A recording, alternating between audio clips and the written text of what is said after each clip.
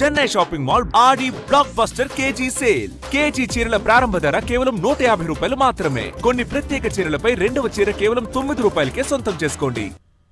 వాగు వంక, చెట్టు చేమ, గువ్వాగూడు ఇలా వర్ణిస్తూ పోతే ఎన్నో మరెన్నో సౌందర్యాలకు నిలయం ప్రకృతి. జీవనోపాధి కోసం కాంక్రీట్ జంగల్కు వలసలు వెళ్లినా మనశ్శాంతి కోసం ప్రకృతి ఒడికి చేరుకోవాల్సిందే. చిగురుటాకులు జీవ వైవిధ్యంతో రూపుదిద్దుకున్న అందాలను ఆస్వాదించేందుకు రమ్మంటోంది మంచిర్యాల జిల్లా కవ్వాల అభయారణ్యం. జీవ వైవిధ్యానికి కేర్ ఆఫ్ అడ్రస్ కవ్వాల అభయారణ్యం. అదో రమణీయ క్షేత్రం. జంతుజాలానికి కొదువే లేదు. ఏడాది కిందట ఎఫ్డీఓగా బాధ్యతలు చేపట్టిన రామ్ మోహన్ వాటన్నిటినీ తన కెమెరాలో బంధించే ప్రయత్నం చేశారు. ఓ కొండముచ్చు, ఓ దున్నపోతు, ఓ ఎలుగుబంటి, ఓ అడ్రంగి పిట్య, ఇలా చెప్పుకుంటూ పోతే ప్రతి ఒక్కటి వినూత్నమే, మనసులని ఆహ్లాదపరిచేవే. రండి వాటినన్నింటినీ ఒకసారి పరిశీలించే ప్రయత్నం చేద్దాం.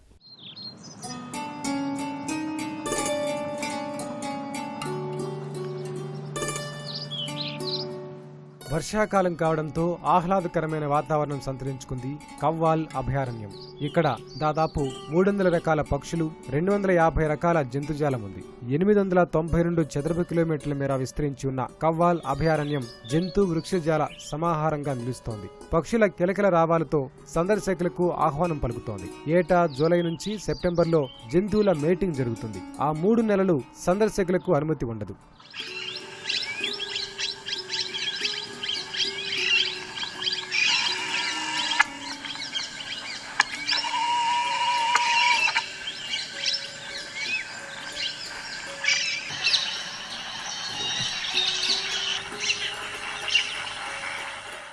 జీవ వైవిధ్యంలో పక్షులు, జంతువులకు ప్రత్యేక పాత్ర ఉంటుందని అటవీ డివిజనల్ అధికారి రామ్మోహన్ చెబుతున్నారు. వృక్ష జాతులను వ్యాప్తి చేసేందుకు పక్షులు తోడ్పడతాయని, ఆవరణ వ్యవస్థలో ఒకదానికి మరొకటి ముడిపడి ప్రకృతిని విస్తరింపజేస్తాయని వివరించారు.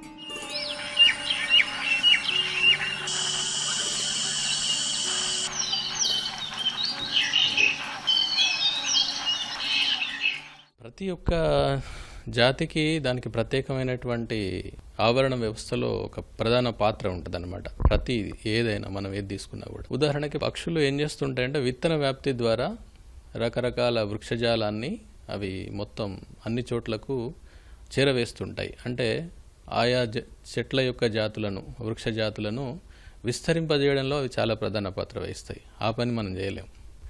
ఆ విధంగా అవి చాలా ఉపయోగపడతాయి. సో ఒకదానికొకటి సంబంధం ఉన్నటువంటి వ్యవస్థ అన్నమాట ఆవరణ వ్యవస్థ. సో వృక్షాలను కానీ జంతువులను కానీ పరస్పరంగా ఆధారమై ఉంటాయి. అదేవిధంగా పరస్పరంగా అవి నియంత్రిస్తుంటాయి ఒకదాన్నొకటి. ఇందులో ఏ ఒక్క జాతి లేకపోయినా కూడా మిగిలినవన్నీ దెబ్బతినే అవకాశం ఉంటుంది. కాబట్టి అడవులు దెబ్బతినకుండా ఉంటే ఇవన్నీ సహజంగా రక్షించబడతాయి. మనిషి ప్రకృతితో మమేకమైతేనే మనుగడ సాధ్యం. అదే వసుదైక కుటుంబం. మనిషి సంఘజీవి అన్నాడు అరిస్టాటిల్. అందులో జంతుజాలం, వృక్షజాలం కూడా భాగమే. ఇదంతా అవినాభావ సంబంధంతో ముందడుగు వేస్తే ప్రగతి సాధించినట్లు అవుతుంది, మానవాళికి మేలు చేసినట్లు ఉంటుంది. కెమెరామెన్ కిరణ్తో మణికేశ్వర్, ఈటీవీ న్యూస్, ఆదిలాబాద్.